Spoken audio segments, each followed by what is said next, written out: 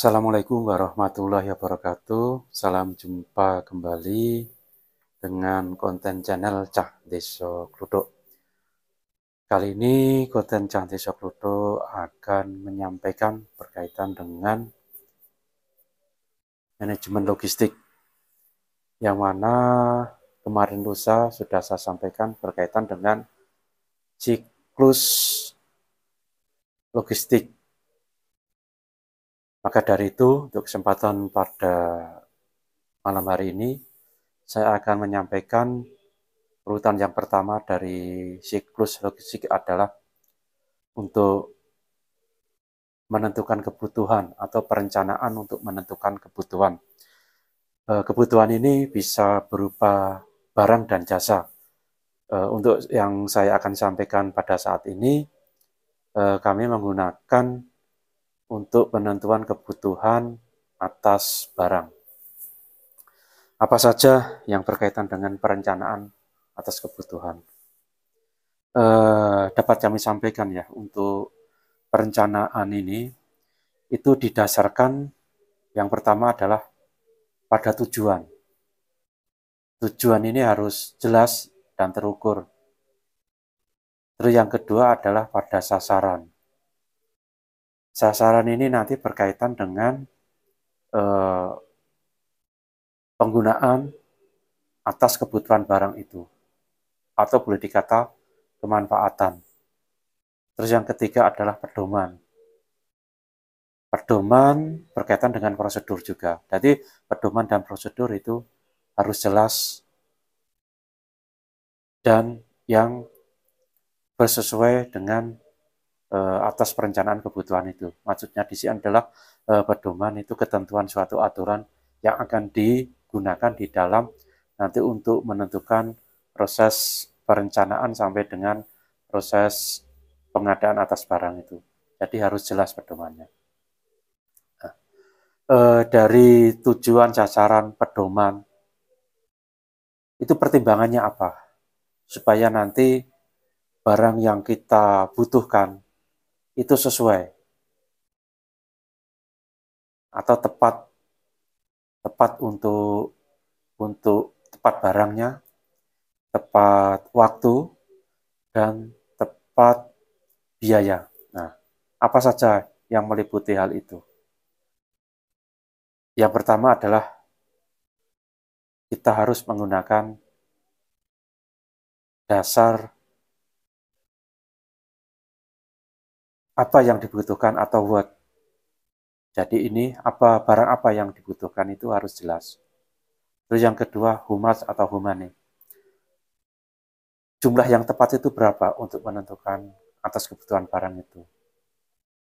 Humat atau humane. Itu harus jelas juga. Terus berikutnya adalah when. Waktu yang tepat itu kapan?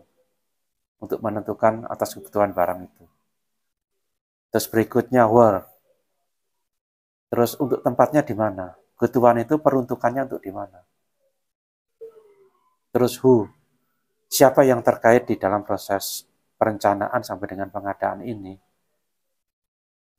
Masa orang ini who ini bisa berkaitan dengan orang, bisa berkaitan dengan unit. Itu harus jelas dan sesuai dengan tugas dan tanggung jawabnya. Itu harus jelas.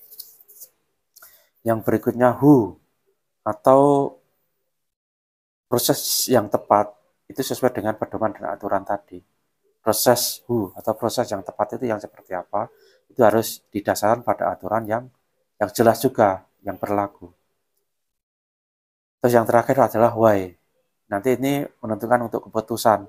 Keputusan yang diambil adalah berdasarkan tepat dan benar. Maksudnya apa? Maksudnya di sini tidak ada keraguan lagi untuk mengambil suatu keputusan. Itu. Terus sekarang metode yang digunakan untuk menentukan kebutuhannya apa? Metode yang digunakan itu sebetulnya banyak ya metode yang digunakan atau rumusan yang digunakan untuk menentukan suatu kebutuhan itu banyak. Tapi saya sering menggunakan metode, ada 3 metode yang saya pakai. Yang pertama adalah EOQ, Economic Order Quantity. Karena kebutuhan yang akan kita adakan ini kan kebutuhan yang sifatnya sudah rutin. Maka metode yang dipakai itu lebih tepatnya ke EOQ, Economic Order Quantity. Di sini kan nanti metode ini kan akan menentukan berapa jumlah besarannya, berapa waktu yang diperlukan, sampai dengan biaya untuk minimalisasi biaya. Maksudnya minimalisasi adalah untuk efisiensi biaya yang dibutuhkan pada saat pengadaan. Itu metode yang saya pakai, EOQ. Karena atas barang yang akan diadakan itu sifatnya sudah jelas, tinggal menentukan jumlah besaran jumlah dari barang, waktu yang diperlukan, dan biaya yang dibutuhkan. Gitu. Terus untuk menganalisanya ada dua, analisa ABC dan analisa FED, vital, essential, dan desirable. Analisa ini digunakan untuk prioritas di dalam perencanaan suatu kebutuhan.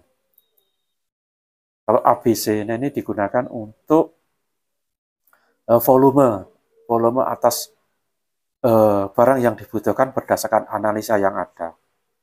Ini. Terus yang kedua FED, vital, essential, desirable. Ini berdasarkan dari segi kemanfaatan.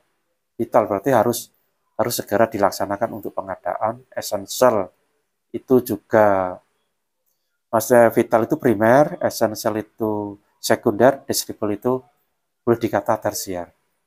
Jadi harus jelas juga, karena untuk analisa ini didasarkan juga pada kebutuhan biaya yang akan digunakan. Biaya ini harus seefisien mungkin dalam penggunaan biaya. Maka untuk metode yang digunakan di dalam proses perencanaan kebutuhan, itu yang pertama adalah menggunakan metode EOQ. Benar, metode ini banyak, tapi saya menggunakan lebih condongnya EOQ, Economic Order Quantity. Kalau untuk menentukan barang yang sifatnya itu belum jelas, itu nanti bisa ditambahin dengan peramalan kebutuhan yang sifatnya forecasting atau peramalan kebutuhan. Karena barang yang akan kita butuhkan itu sifatnya belum jelas. Kalau sudah jelas, monggo menggunakan metode EOQ itu bisa lebih lebih akurat lah dibanding dengan metode-metode yang lain. Tapi untuk metode ini didasarkan juga pada barang apa yang akan dibutuhkan. Jadi tidak harus mutlak juga menggunakan EOQ atau metode-metode yang lain, tapi didasarkan pada didasarkan pada barang yang akan dibutuhkan. Terus analisanya apa? Analisa juga banyak, tapi saya sering menggunakan analisa ABC dan analisa FED. Ini yang akan memberi gambaran yang jelas berkaitan dengan nanti kebutuhan atas barang yang akan kita laksanakan untuk pengadaannya. Mungkin ini saja yang dapat kami sampaikan, dan mohon maaf belum saya sampaikan atas hitung-hitungannya karena keterbatasan alat yang saya gunakan untuk penyampaian hal ini. Mohon maaf apabila ada kekurangan di dalam saya penyampaian ini, dan mohon masukan dari teman-teman semuanya biar lebih baik lagi di kemudian hari. Akhirul kalam, wassalamualaikum warahmatullahi wabarakatuh. Rahayu, rahayu, rahayu.